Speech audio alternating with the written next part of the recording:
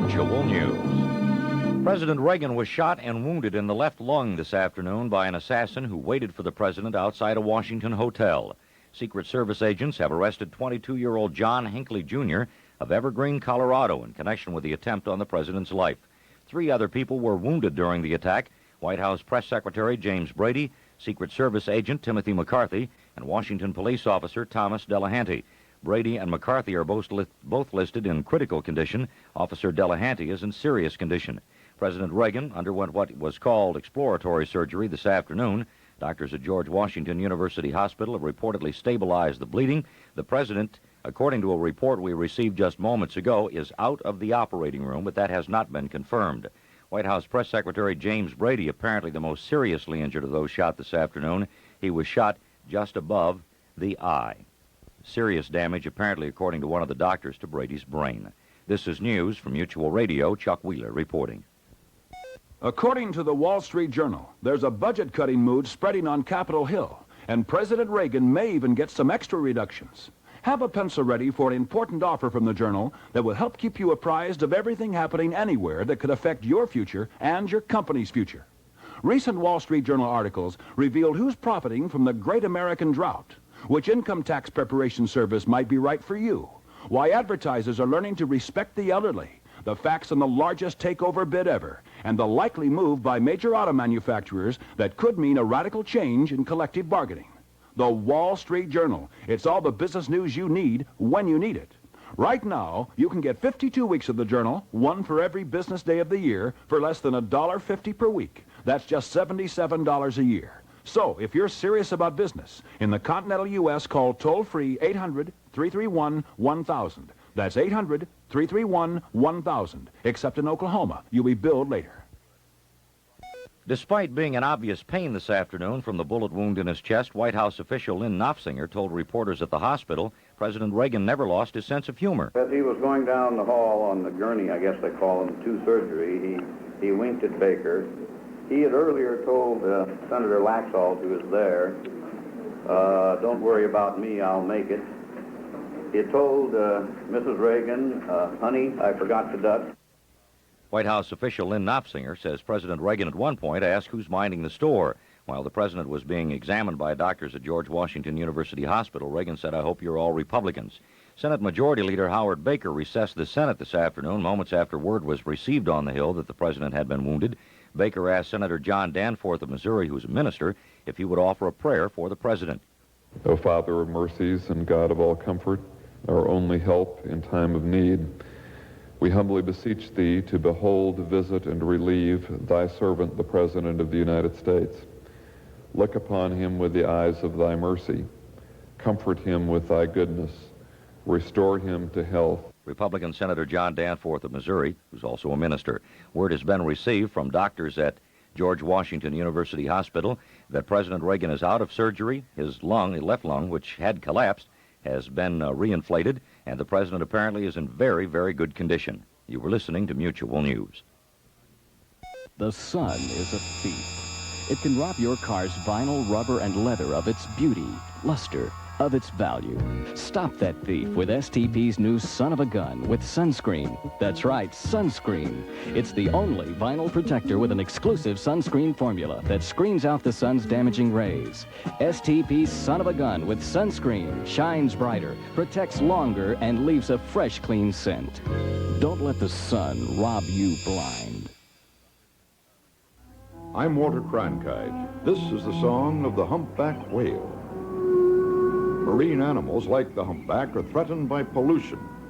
When we foul our oceans, we disturb a delicate web of life on which every creature depends, including man. We all share the gifts of a living sea. Help protect this priceless resource. Write National Wildlife Federation, Washington, D.C., 20036. We care about oceans.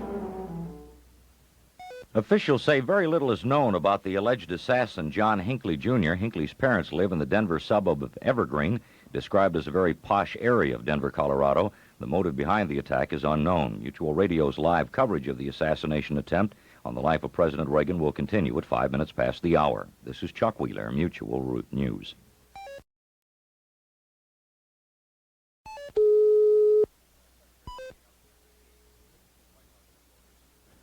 I'm John Bascom, Mutual News in Washington. Mutual News headquarters will continue with its continuous coverage of events this March 30th, 1981, the day that an assassination attempt was made on the life of President Ronald Reagan. President Reagan is in George Washington University Hospital at this hour, where he has been since about 2:30 this afternoon. He was taken there with a gunshot wound to the left chest. The president was shot, and apparently not very many people knew about it. It was captured on videotape when it happened, and it did not look as if the president had been shot. However, we were later told that, in fact, a bullet had entered his left chest cavity, punctured a lung, and he has been taken to George Washington University Hospital in Washington, D.C. for surgery, which may or may not involve exploratory surgery to remove the .22 caliber bullet, .22 caliber long, that has entered the president's left chest. Dr. Patrick O'Leary, a staff physician with George Washington University, is now giving a news briefing. It started a few minutes ago, and it's in progress, and we'll join him now. Very doubtful. The president is physiologically very helpful. Caliber of the bullet is going to be very hard to tell in the president because it was a really mangled bullet. Is there a possibility of any other complications besides the lung problem? It's really doubtful. Again, I would emphasize that he is physiologically very young. He's in good shape. At what angle? From the front, from the rear? Can you give us a... Well, one would assume that it probably seemed to come from a little bit top down, entering approximately here, traverse down.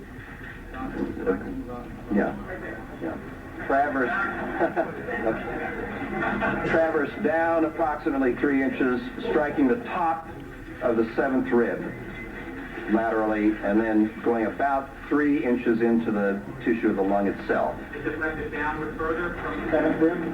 No, it's like coming down, hitting the rib, and then deflecting in to take a new path and then Lose blood. it was in the parenchyma in the tissue of the lung itself, contained within the lung itself. You said the president was conscious for much of the time. What, if anything, did he say? Well, the surgeons said that his last remark before he underwent anesthesia was he wanted to make sure that all of them were Republicans. They said that today everyone is a Republican. Did the president escape mortal injury? That's a hard question to answer. As I stated, he was never in any serious danger. The bullet was really not very close to any vital structure. Not so close. How far from the heart? Probably several inches. Because it struck the rib. Was it fortunate? If it had not struck the rib, it might not have even entered the lung cavity. It could have passed right through the chest wall if it had not struck the rib.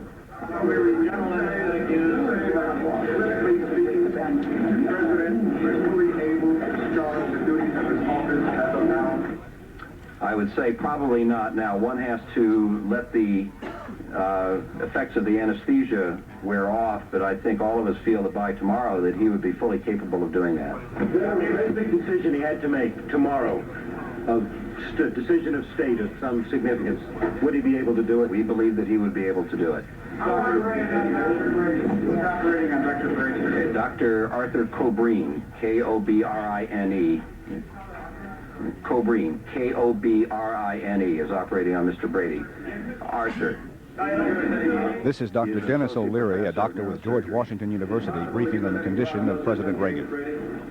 It's really not possible right now. As I said, he's in critical condition, but anything I would say would be highly speculative.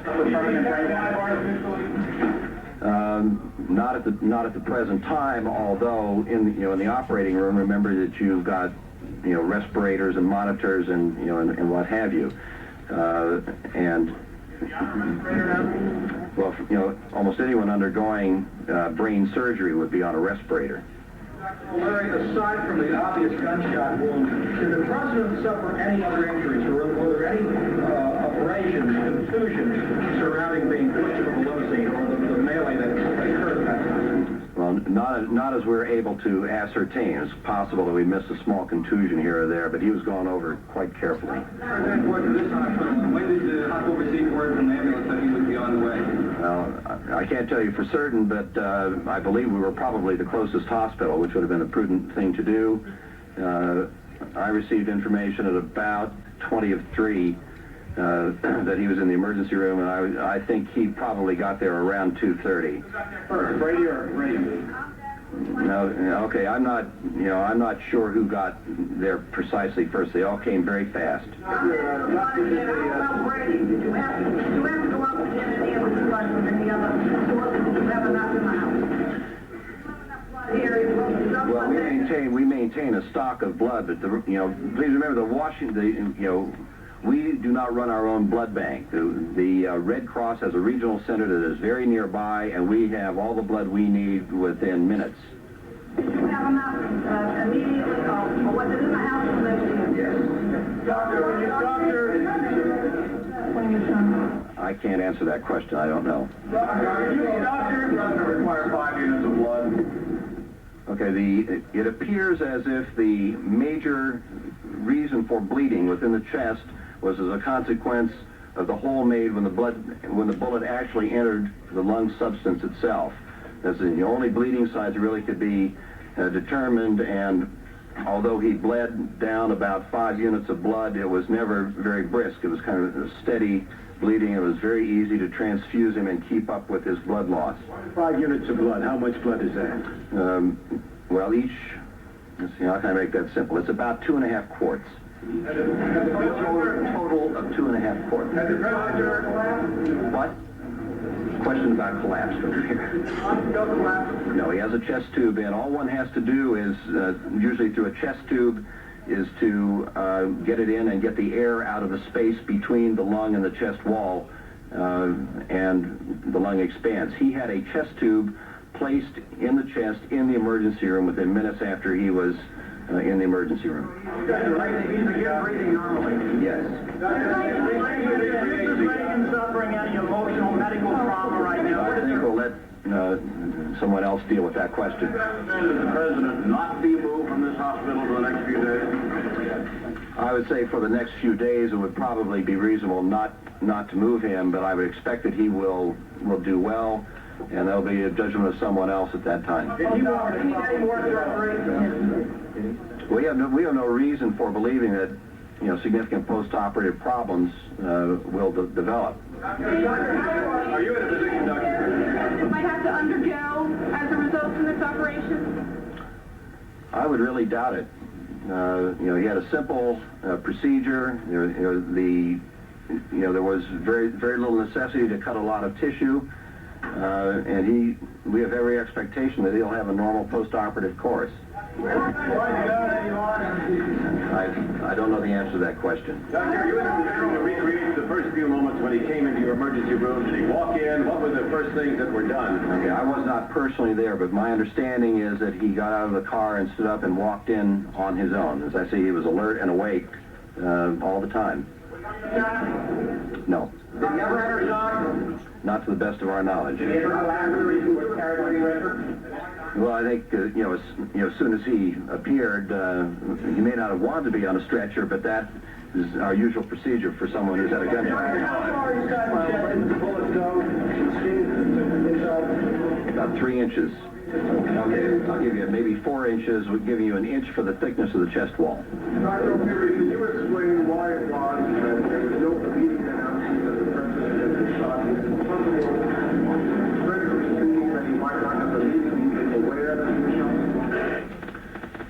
I really can't answer that question. I wish I could. When he came here, did he know that he had been injured? Yeah, I think he knew that he had been shot.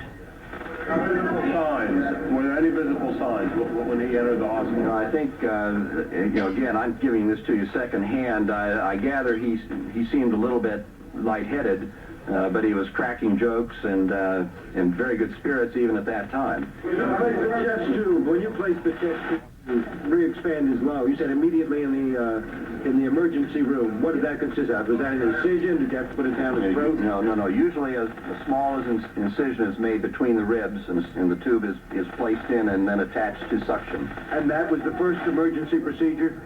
I'd say that was the first emergency procedure. We're listening to Dr. Dennis O'Leary at a press briefing at George Washington University Hospital on the condition of President Reagan. There's probably two basic purposes. One is if there has been any deflation of the lung, major purpose is to re-expand the lung, remove the air, and the other is to provide drainage for any blood in the lung space. Did Mr. Brady suffer any permanent brain damage if he survived? I'd have to say that probably is likely, but I really can't give you any more information since he is still in surgery.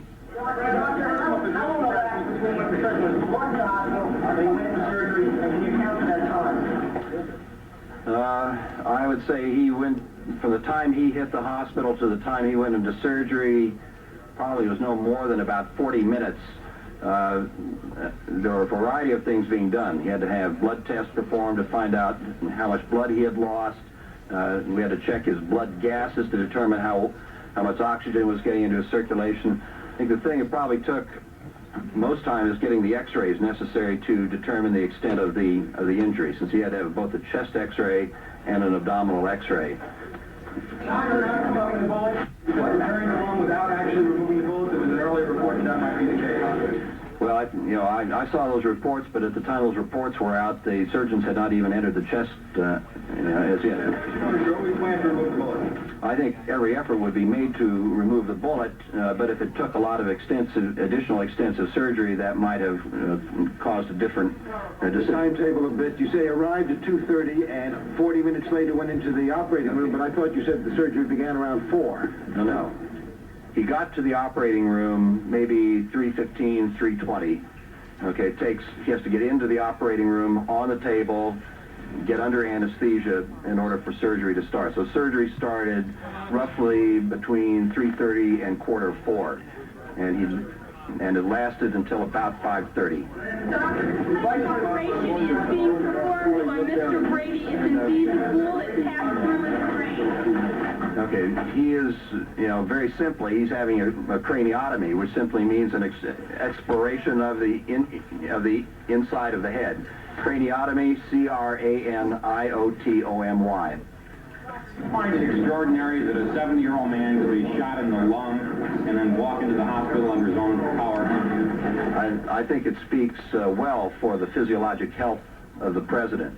We do have elderly people, much more elderly than the president is, who do undergo chest surgery, but he certainly sailed through it.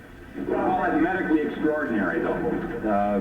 Maybe not medically extraordinary, but just short of that, okay? You said the bullet was mangled. Is there any possibility that bullet fragments might remain inside the president's body? That is a finite possibility, but the bullet did, although mangled, seemed to be intact. You're never sure that you have every tiny little fragment out. Has the president been told of Mr. Brady's condition? I don't think that he is alert enough really to assimilate that information, and I don't know really what we would tell him at this juncture, since we're not sure yet what the story is. Doctor, can you talk a little bit about what the body goes through, how much of a shock to the body it is when you go through an operation like the president went through, and do you expect any of that shock, if there is any, to be aggravated by the president's age? Well, I'd say anytime anyone undergoes major surgery, a thoracotomy is major surgery. It's not extraordinary surgery, but it's major surgery. That would be a stress for any one of us. It'd be a stress for me. But the critical element is the physiological health of the person and your ability to maintain their vital signs and their blood volume satisfactorily. The president's vital signs were absolutely rock stable through this whole thing. Well, that is the decision really made by the ambulances. But I think that we do have several trauma centers in the District of Columbia, And to the extent that one center does not get many very seriously injured patients, all of our ability is to care for the patients is increased. Obviously, in the heat of a situation, people do the best they can. If you track back where that decision was made, it's sometimes hard to find out who really made that decision. And how large was it? The incision's about 6 months, or excuse me, 6 inches long, and it extends basically from about here into the posterior part underneath the armpit. Okay, about from here to here. You see it? Here to here. Just underneath the nipple.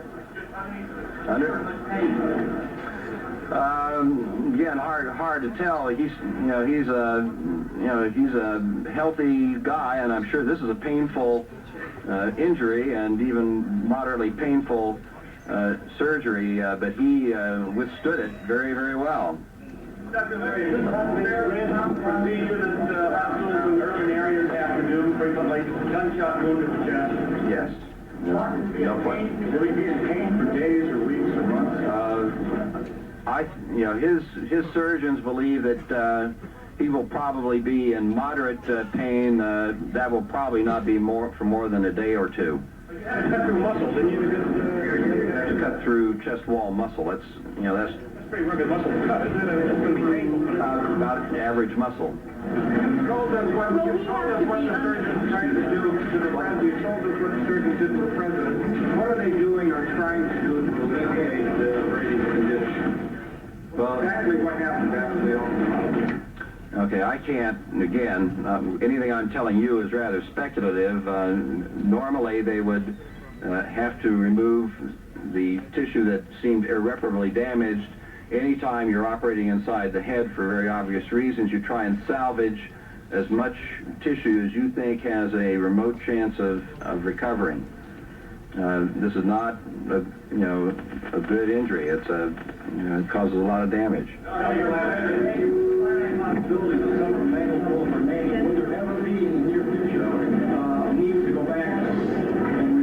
said that was extremely remote. Mr. Brady is fighting for his life.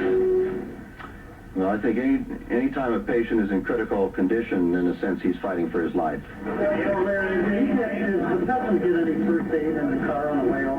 I really can't answer that question. I don't know. What type of medication is the president on, or will he be on while he's in the hospital? Is he on any IVs, any painkillers? Well, one would, he's on intravenous solution right now. He, as I said, he required no blood intraoperatively. And as with any patient, the medications really depend upon what the patient's needs are. I would expect the president is probably not going to need very many medications, except perhaps some modest painkillers for a day or so. What type of recuperation is normal for a person of his physiological age? Do you expect him to be back to normal routine within, say, 2 months? Depends on a totally normal routine. I would guess probably a couple of months after his hospitalization, so maybe 2.5 to 3 months might be a good guess, but it is a guess. Recommend that he leave Washington for, say, his ranch, where there's a less stressful situation around him for a while? Well, that's really up to him and his staff. I'm sure that he will be adequately protected. We've been listening to a briefing by Dr. Dennis O'Leary, a spokesman for George Washington University here in the District of Columbia. That, of course, is the hospital where President Reagan was taken following the assassination attempt in Washington about 2:30 this afternoon. According to Dr. O'Leary, President Reagan has gone through surgery that removed a bullet from his left lung. The outlook is now reported to be excellent. He is in intensive care, but he's showing every sign of pulling through. According to Dr. O'Leary, the president's vital signs were absolutely rock stable throughout this whole thing. Dr. Dennis O'Leary also said that the president at no time was in any serious danger. Dr. O'Leary is the head of the clinical surgery department at George Washington University.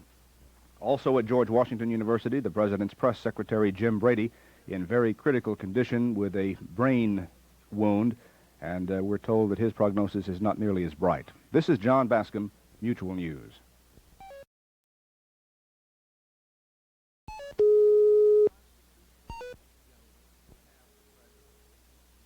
President Reagan is out of surgery at George Washington University Hospital, a short distance from the White House in Washington. White House spokesman Lynn Nofziger, who has taken over temporarily for presidential spokesman James Brady, who was also shot today, says Mr. Reagan is awake in the recovery room. The president's condition is stable and the prognosis is excellent. Nofziger says at no time was the president in any serious danger. Surgeons, however, are still operating on Brady, who was shot once in the forehead.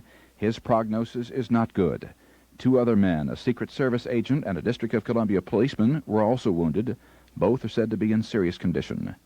Vice President Bush is back in Washington, having been rushed to the nation's capital from Texas under tight security. Upon arrival in Washington tonight, Mr. Bush went directly to the White House Situation Room where times of crises are monitored, a position President Reagan delegated to Bush only last week. A suspect, 25-year-old John Hinckley, a native Texan, is scheduled to be arraigned in Washington later tonight.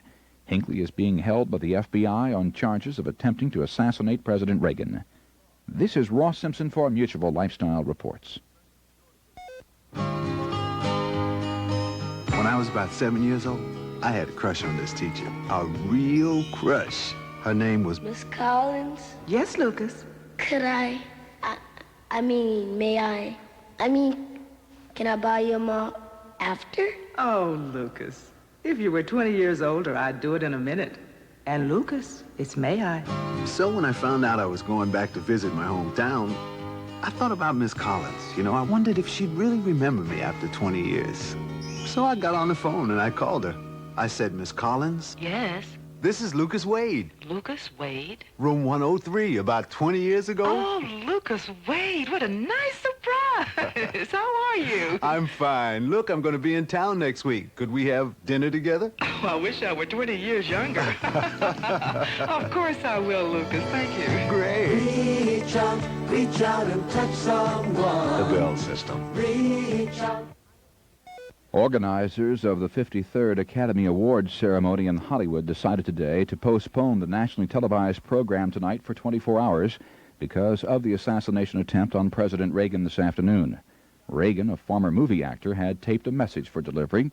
No decision yet if that message will be aired at all.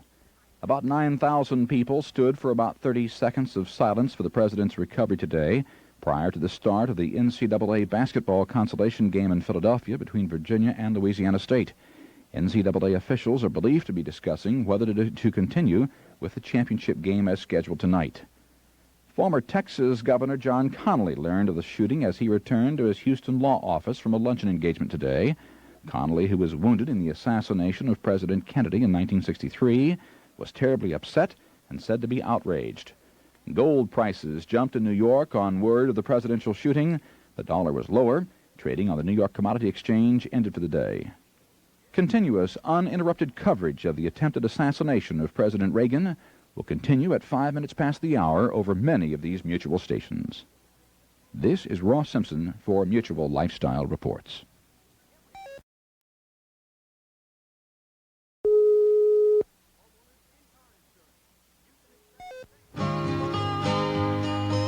When I was about 7 years old, I had a crush on this teacher. A real crush. Her name was Miss Collins? Yes, Lucas. Could may I? Can I buy you a mop after? Oh, Lucas. If you were 20 years older, I'd do it in a minute. And Lucas, it's may I? So when I found out I was going back to visit my hometown, I thought about Miss Collins. You know, I wondered if she'd really remember me after 20 years. So I got on the phone and I called her. I said, Miss Collins? Yes? This is Lucas Wade. Lucas Wade? Room 103, about 20 years ago. Oh, Lucas Wade, what a nice surprise. How are you? I'm fine. Look, I'm going to be in town next week. Could we have dinner together? Oh, I wish I were 20 years younger. Of course I will, Lucas. Thank you. Great. Reach out and touch someone. The Bell System. Reach out.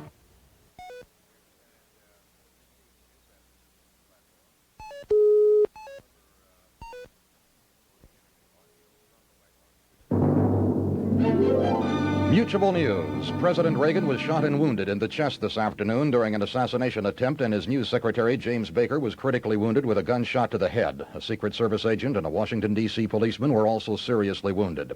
At George Washington Hospital in Washington tonight, Dr. Dennis O'Leary had this report on Mr. Reagan's condition. The president is in the recovery room. He is in stable condition, and he is awake. He was in no time in any serious danger. He was alert and awake with stable vital signs up until the time he underwent anesthesia.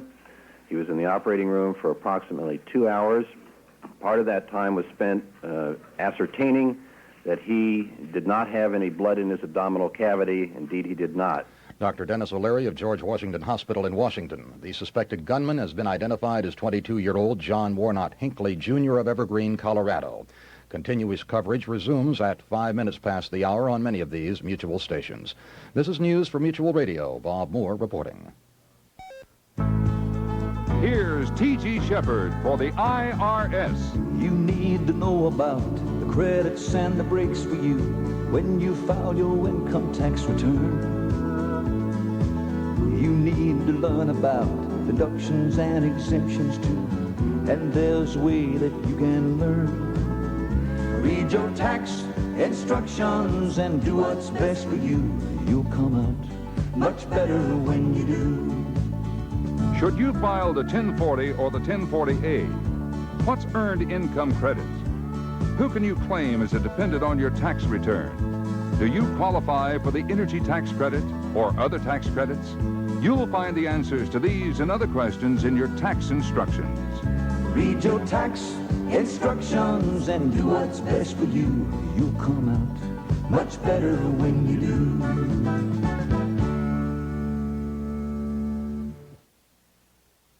The parents of the alleged would-be president's assassin have isolated themselves in their Colorado home. Mutual's Jackie Stevens reports from Denver. Secret Service agents and officers from the Colorado State Patrol are surrounding the mansion of the parents of John Hinckley, Jr. in Evergreen, Colorado. That's in the mountain areas just about 30 miles east of Denver. Hinckley's father is the president of Vanderbilt Energy Company. It's located in downtown Denver. The elder Hinckley ordered the company closed for the day, and he refused questions by reporters. Correspondent Jackie Stevens in Denver. Friends and acquaintances of the 22-year-old suspect, John W. Hinckley, Jr., remember Hinckley as a quiet fellow. Paul Gleiser went to high school with the alleged would-be assassin. Gleiser spoke with Mutual News in Denver. He was not a far any kind of winger.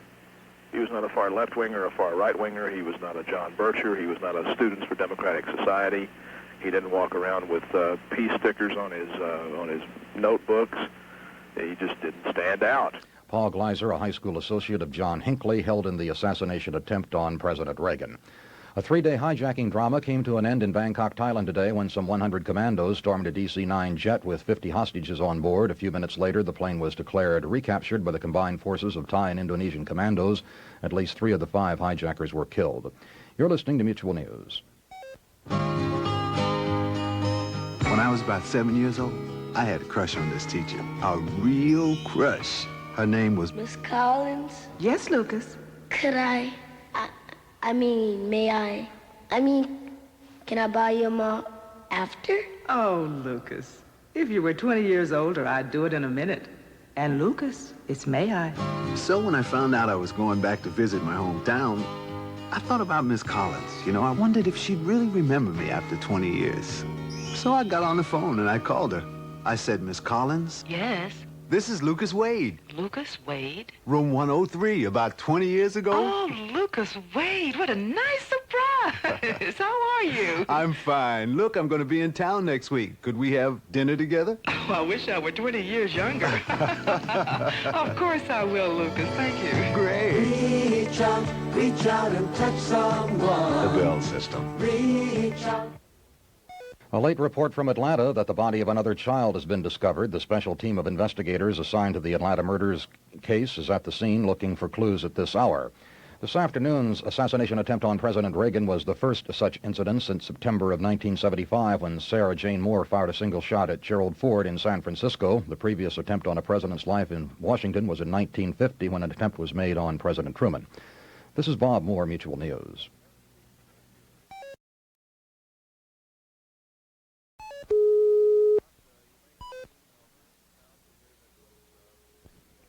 A special report from Mutual Radio News, the shooting of the president. I'm John Bascom, Mutual News in Washington, with follow-up coverage of the attempted assassination of President Ronald Reagan. President Reagan was shot in the chest Monday afternoon in an assassination attempt outside a Washington, D.C. hotel, and his press secretary, James Brady, was critically wounded in the head. Doctors removed a bullet from President Reagan's left lung, and they said the outlook was, quote, excellent. One doctor, Dr. Dennis O'Leary, the head of clinical surgery at George Washington University, said that the president at no time was in any serious danger. Dr. O'Leary said a single bullet entered Reagan's left chest, hit a rib, and ricocheted into his left lung, which collapsed. Dr. O'Leary held a press briefing at George Washington University Hospital, where he told reporters the president was progressing well. The president is in the recovery room. He is in stable condition, and he is awake. He was in no time in any serious danger. He was alert and awake with stable vital signs up until the time he underwent anesthesia. He was in the operating room for approximately 2 hours. Part of that time was spent ascertaining that he did not have any blood in his abdominal cavity. Indeed, he did not. There was a single bullet wound that entered slightly underneath the left armpit. It traversed about 3 inches of the chest wall and then ricocheted off the 7th rib into the left lower lobe of the lung and moved about 3 inches into the lung substance itself. The operative incision is about 6 inches in width, a relatively simple procedure. The bullet was removed, and then the incision was closed. And as I say, he is stable and in good condition. What is the prognosis? The prognosis is excellent. Dr. Dennis O'Leary, spokesman with the George Washington University Hospital in Washington, D.C., the hospital to which President Reagan was rushed following an assassination attempt at approximately 2:30 Eastern Time this afternoon. Regarding the president's condition, Dr. O'Leary said that despite his age, 70, Mr. Reagan is physically very young and in good shape. The outcome, however, of the president's press secretary, James Brady, is not nearly as good. James Brady was shot in the head. Dr. O'Leary said the bullet entered one side of the brain and exited another side of the brain and did significant damage on its trip through. And if Press Secretary James Brady survives, he says there is a very good chance that there will be brain damage. The president was wheeled into the operating room at approximately 3:15 p.m. Eastern Time today. That would have been about 45 minutes after the shooting, to undergo surgery to remove the .22 caliber bullet from his left lung. He was in surgery for several hours, and Dr. O'Leary said that his vital signs, President Reagan's vital signs, were absolutely rock stable throughout the whole thing. In fact, he even had the presence to have a sense of humor as he was going under the anesthetic. The president looked up at the doctors as they were preparing to operate on him, and he said, "I hope you're Republicans." The president was left, or will be left, with an incision about 6 inches long on his left chest, running from just above the left nipple over under the left armpit. The bullet went in and left a wound about 3 inches long, we're told. It went in and ricocheted off of one of his ribs and into his lung, puncturing the lung. During the course of the operation, one of the procedures performed on the president was the insertion of a tube into the chest cavity, a chest tube, if you will, to prevent the lung from collapsing. It has not collapsed. The president is breathing normally, and his outlook is excellent. His condition is called good, and he is in intensive care in George Washington University Hospital here in the nation's capital. Repeating that also wounded along with the president were his press secretary, James Brady, a District of Columbia police officer who we're told is in critical condition, Thomas Delahanty, and a Secret Service agent who was holding the door to the president's limousine, Mr. Tim McCarthy, 32 years old, is in serious condition but stable. The shots all were fired by a young man from Evergreen, Colorado, a John Hinckley, apparently unemployed in the Washington, D.C. area. His age has been put variously at 22 or 25. The District of Columbia Police Department says he is 25 years old. The authorities in Evergreen, Colorado say they don't know too much about him. He wasn't what you'd call a drifter or He didn't appear to have any sort of criminal record out there, and at this moment, not a lot is known about the man that authorities believe pulled the trigger. He was in custody of city police in the District of Columbia for several hours for questioning, and then was spirited away secretly by the FBI to an unknown location. We don't know yet whether the arraignment to find out whether he is guilty or not guilty by his own conscience will occur tonight or perhaps more likely tomorrow morning. And because of the intense security surrounding the suspect, we're not even sure that the arraignment would be held in normal circumstances in the courthouse in Washington, D.C. Police in Washington are very, very concerned about security. They remember what happened to Lee Harvey Oswald when Dallas police tried to take him from one room to another, and they don't want anything like that happening in the nation's capital. So reporters and everybody are purposely being kept in the dark as to the whereabouts of John W. Hinckley from Evergreen, Colorado. The president, as we said, was shot outside a Washington, D.C. hotel, the Washington Hilton. It is a hotel frequented by a number of conventions when they come to town, and on this day it was the site of a convention by the AFL-CIO Building Trades Council. The president was there to talk about his economic program and to try to get some support from one of the nation's largest trade unions. He was enthusiastically received, and as he left the hotel in a light rain, a small group of reporters and well-wishers were there to greet him and cheer, and he turned and waved and smiled as he was striding toward the open door to his limousine, and he was about 3 feet from the door when the shots rang out. 5 shots, we're told, rang out, striking the president and the other 3 people. Standing by now on a line, we have a report from Mutual's Jim Slade, who is at George Washington University Hospital, where a briefing has just concluded concerning the condition of both President Reagan and Jim Brady. Come in, Jim Slade. I think what we ought to do is go right down through the notes of this briefing we just had from Dr. Dennis O'Leary, who's Dean of Clinical Affairs at George Washington Hospital, if you think that's the way to do it. That sounds good. All right. The president is now in the recovery room. He is in stable condition. He's awake. He has never been in serious danger throughout this episode. The surgery lasted for about 2 hours. Part of the time it took so long, the 2-hour operation took so long because they spent part of the time ascertaining whether there was any blood in the abdominal cavity. There was not. It was a single bullet. It entered under the left armpit. It went on a downward path and ended up about 3 inches into the left lung. Earlier reports that the bullet had stopped within an inch of the heart were incorrect because of the way you were looking at X-rays. Looking down on the chest from a vertical position, it looked as though it was positioned that way. Actually, it was several inches, perhaps as many as 4, away from the heart. The bullet was removed. Then he was closed up. The operation was over at about 5:30 Eastern Time. Then the president was closed. He's now in the recovery room, as I said. The prognosis, according to Dr. O'Leary, is excellent.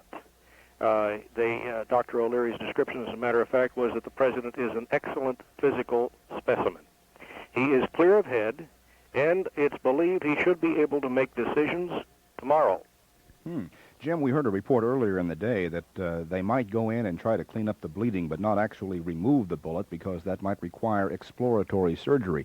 Was this, as you understand it, exploratory surgery? Did they have to dig around in there to find the bullet? The Secret Service man who has the bullet in his possession would be very surprised to hear that.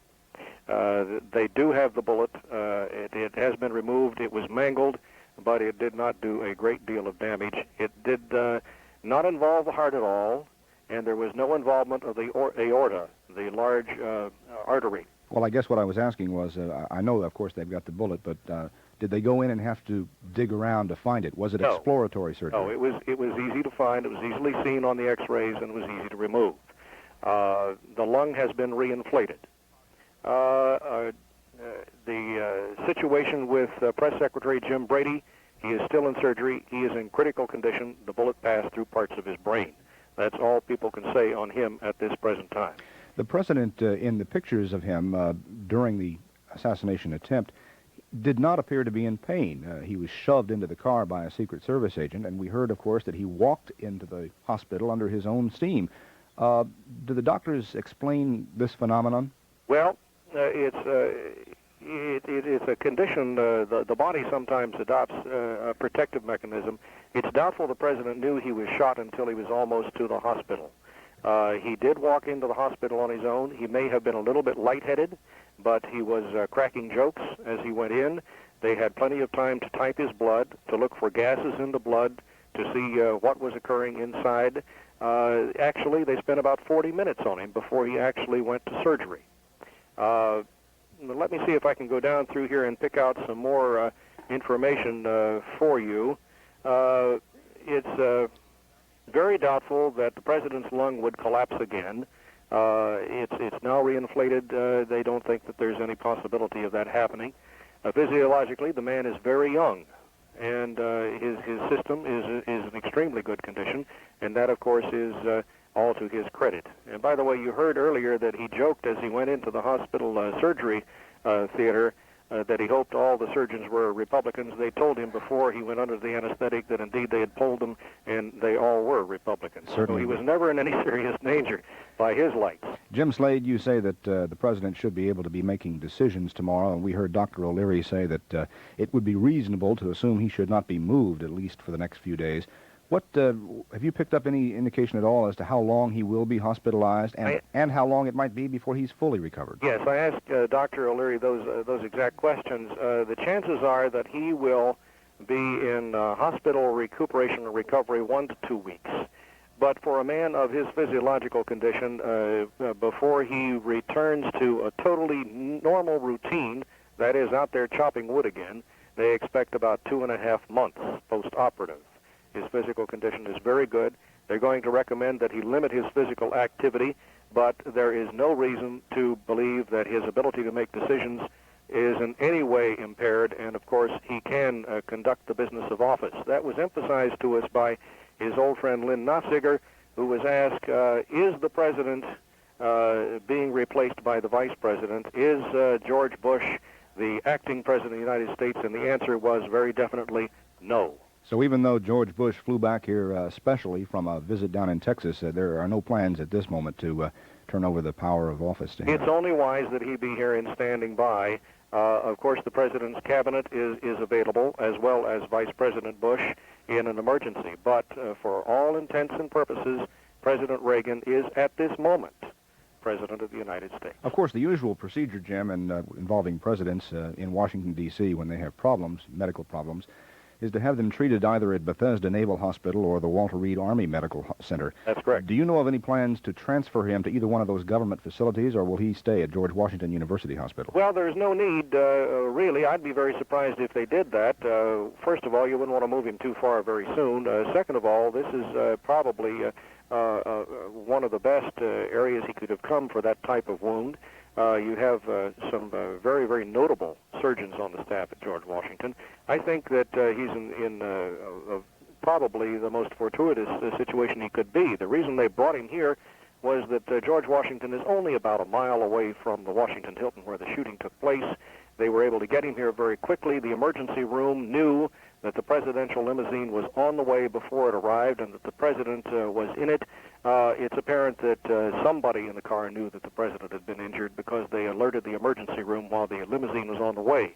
Whether he physically knew that he had been injured as seriously as he had is questionable. You've given us the word on the president and his press secretary. Any word on Tim McCarthy, the Secret Service agent, or Thomas Delahanty, the D.C. police officer who were shot? The D.C. police officer, Thomas Delahanty, is not here. He's at another hospital because they didn't want to overload the trauma center here with 4.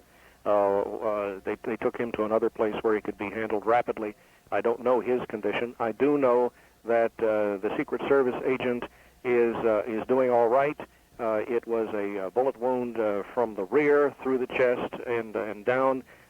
He is apparently in good condition. Jim, just one other question. One of my friends, before I came into the broadcast studio tonight, turned to me and said, "Can we believe what we're hearing?" And I'm sure a lot of people in the American public tonight are wondering, the news reports coming out of the hospital, the president is okay. Can we reassure them that that is the accurate word on the condition of the president? I think you can. The doctor who in charge says he sailed through it. He should be all right and be able to make decisions tomorrow. I think that another indication that he sailed through it is the fact that they have now closed down this press center at the George Washington Hospital and do not anticipate another briefing on the president's condition until early tomorrow morning. Well, certainly the family of the victims must be around. Have you seen or heard of... Mrs. Reagan has been here all this time. She's fine. She's described as calm, has been composed throughout the ordeal. She asked us to transmit how grateful she is for the prayers and support from the public and for the ideal medical care the president has received here. She heard there was a shooting from her Secret Service agent. She had been at a luncheon. She learned that the president was shot after she arrived here at the hospital. It isn't known if she'll stay here overnight. She's been talking with both Mrs. Brady and Mrs. McCarthy. She's visited the chapel here. It isn't known what she said to the president, but it is known that he said to her as he was being wheeled down the hall, "Honey, I forgot to duck." Jim, let me ask you something off the medical beat, which is not probably one of your standard beats. You, of course, it has been for a long time. Well, you, of course, also were Mutual's White House correspondent, and in so doing, traveling with the president and seeing up close and personal, if you will, the kind of security that the chief executive undergoes. There's some concern now. The Secret Service seems to be taking the blame in stride and saying, well, if he was hit, it was our fault. What are your impressions of the kind of protection that is afforded the president? Is it deficient? No, it's not deficient. I really don't think so. I've been through this before. The Kennedy assassination and with the attempts that were made on President Ford and the assassination of Robert Kennedy. A Secret Service man once told me if somebody wants to get him, they'll get him. And with a gun where you can get a distance away, there isn't too much of a way in a large crowd that they can screen for somebody who's carrying a gun. All they can do is hope that by their presence surrounding him that they can make him a hard target to hit. It's one of the tragedies of this situation, but as the man said, if they really want to get him, they will get him. So you wouldn't expect, as a result of this, a change in procedures, a tightening, if that's possible, of the security around the president? I would imagine that, there'll probably be a stiffening up. It'll probably be to his detriment because he likes to talk to people, he likes to be near people, and he likes to mix with them. He's a gregarious man. I suspect that for a time that, if not throughout his entire presidency, he's going to be much more restricted than he has. But that's just a personal guess. Well, as long as we're on to personal guesses and punditing and things like that, what would you speculate in the long run will be the effect of these events in Washington today, the attempted assassination of the President of the United States? What do you think will be the long-term effect in terms of President Reagan's economic recovery program, for example? Oh, I wouldn't want to speculate on that. Or in terms of his... It would be cynical to speculate on that. I would know that there'll be a great outpouring of sympathy. There will probably be a great number of bills on gun control proffered again. Mm-hmm. We'll have to wait and see what the president's views are on gun control now. Lynn Nofziger wouldn't approach that at all. I said, let the president speak for himself on that. I can't imagine that any human being would come through this traumatic experience and not have some modification of his views if he was hard-headedly one direction or another. But as far as his economic program is concerned, I wouldn't want to speculate on that. All I can tell you is that we are assured that the government's business has gone on as usual while all this is going on. In other words, the Reagan administration has been operating right through it. Somebody's minding the store. We may see some solidifying of the country, some unification, and some of the opposition maybe... We do every time one of these takes place, however. Jim, you said the president will be able to make decisions tomorrow, and yet you also say he may be hospitalized for 2.5 weeks. Is there a plan to kind of set up a mini White House in that hospital? I wouldn't doubt it. Knowing what we know about this gentleman now, I would imagine that he's going to be in charge. We've been talking with mutual correspondent Jim Slade, who has been covering the shooting of the president from the medical standpoint at George Washington University here in the District of Columbia, where Dr. Dennis O'Leary, a spokesman with the George Washington University Hospital, briefed reporters, including Mutual's Jim Slade recently, on the condition of President Reagan and his press secretary, Jim Brady, who is in somewhat worse condition, we're sorry to say, with possible brain damage as a bullet entered his head. Jim, any parting shots? Only that, you normally cover the Hill yourself. What's your estimate of what will happen? Well, I guess I was thinking in my last question to you that a lot of the criticism of what the so-called Republican New Beginning is about may be muffled after this, and I'm certain you're right, it will be. And I sense that you might say there's a silver lining, to use a cliche in this, in that a lot of the president's opposition may be muted, and we may see a tremendous unification in the country. Jim Slade, thank you very much. We want to go now to mutual correspondent Bill Grudy. Here at the White House, John, we're waiting for a statement by Vice President George Bush, who has been in the situation room, the room in the basement. As a matter of fact, as I look out, I see somebody walking out of the podium. No, it's not George Bush. We're quite a ways back. But he's expected any minute now. He's down in the Situation Room, which is a room filled with telephones and teletype machines and all that sort of thing, which has become the hub of activity during this situation. Okay, we've just heard word over our intercom system that the Vice President is on his way down to the press room and will be briefing us shortly. We're told to expect perhaps some kind of announcement on James Brady's condition. No one will say for sure. The Vice President will be in the briefing room shortly. For your information, the Vice President landed at Andrews at 6:30.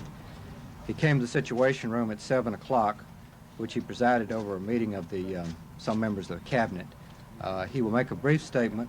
I will not take questions, but I will follow and take some questions. That's spokesman Larry Speaks, Assistant News Secretary. And I thought I saw the President in the doorway there of the press briefing room, the Vice President, but apparently he's not going to. Here he is. He's up on the podium. Well, I have a very brief statement that I would like to read.